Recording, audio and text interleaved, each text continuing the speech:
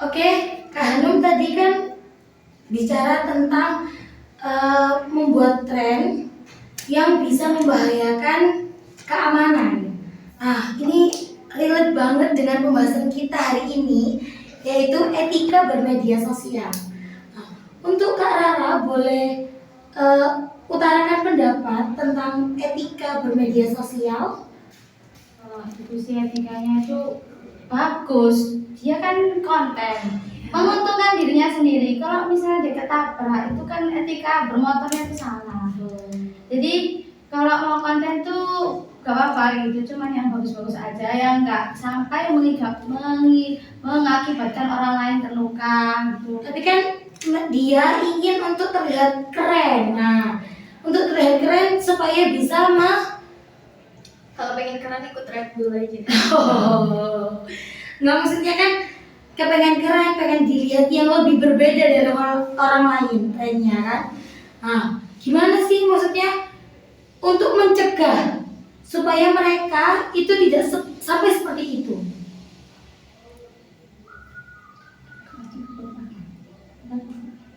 Jadi Kak Nasya dulu aja.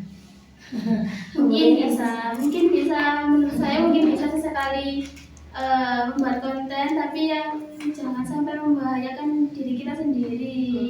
Ingat kesehatan kita sendiri. Jadi iya kan, Boleh nanya lah audiensnya. Kan tadi kan contoh konten dari anak-anak remaja yang berada di luar pesantren nih.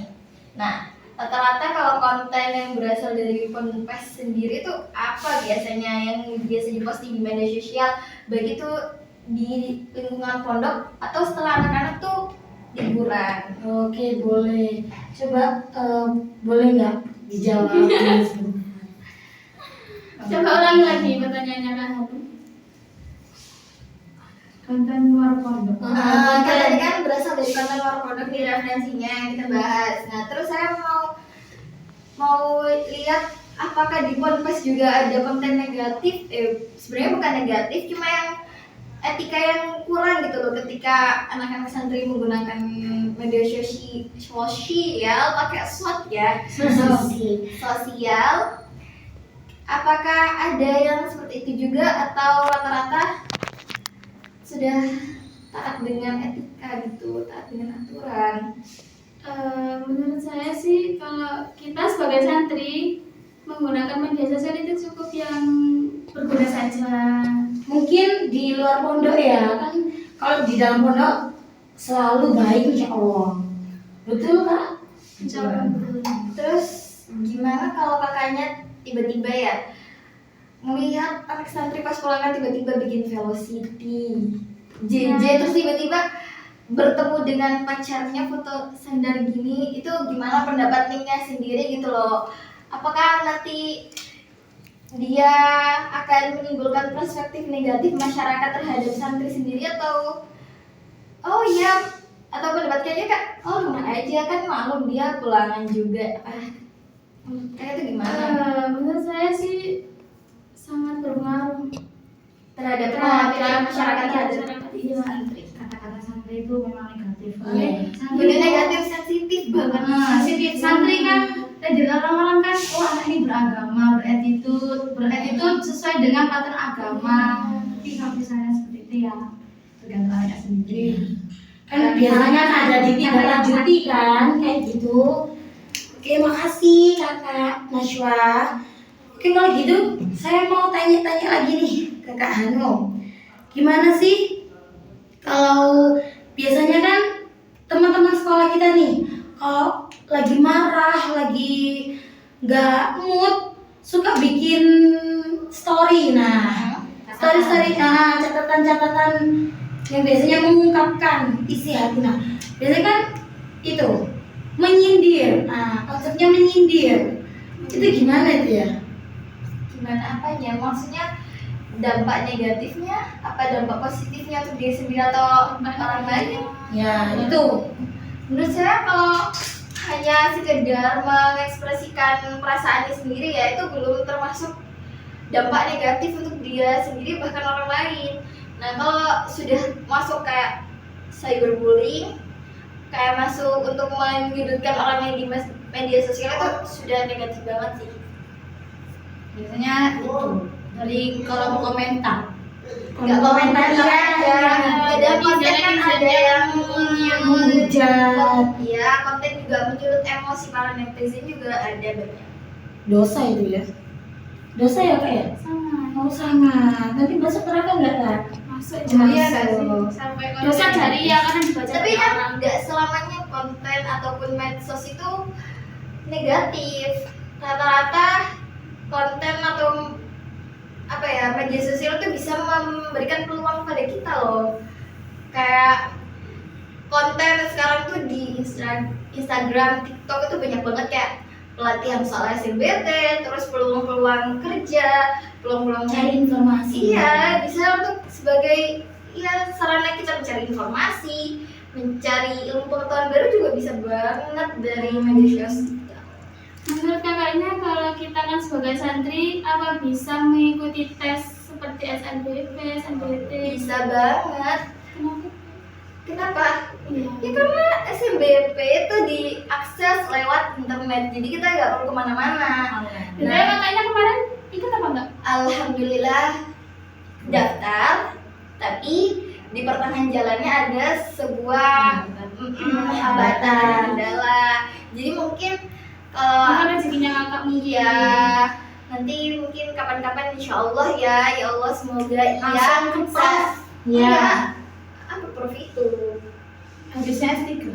enggak Emang? gitu loh pokoknya kuliahnya nggak di Indonesia bu kayak tahu gak konten I love my country but I don't see my future in here.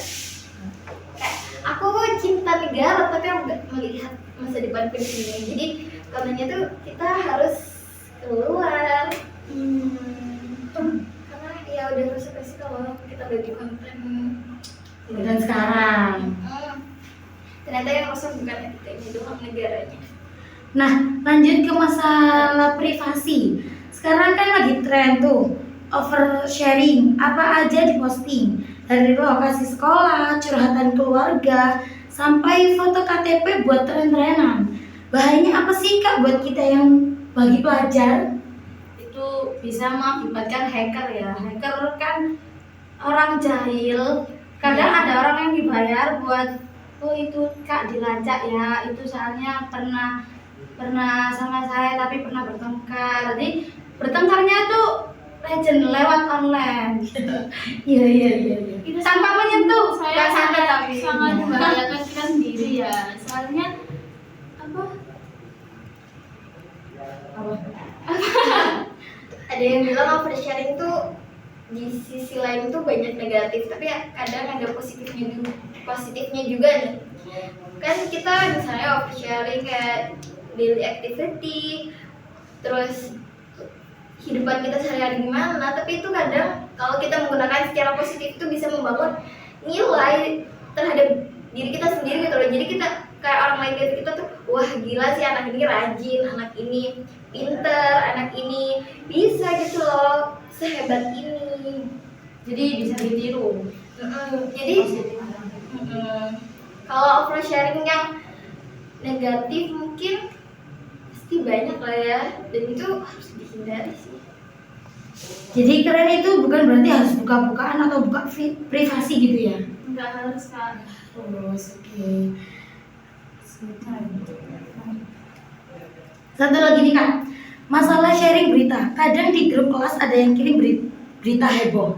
Nah, biasanya kan kita sebagai pelajar selalu kita langsung panik dan share kemana-mana. Ternyata itu hoax. Gimana caranya? Bagaimana cara untuk ngeremnya Kak? Kita bisa salah satu dari kita bisa klarifikasi, membuat video kalau ternyata berita itu tidak Hoax gitu. Iya, tidak nyata, hoax. Dan itu sangat membahayakan. Kan tadi dijelaskan nih ya, kalau berita hoax itu sebenarnya ada beberapa orang yang sebenarnya kurang itu ya, apa namanya, dia tuh kurang berpikir gitu loh.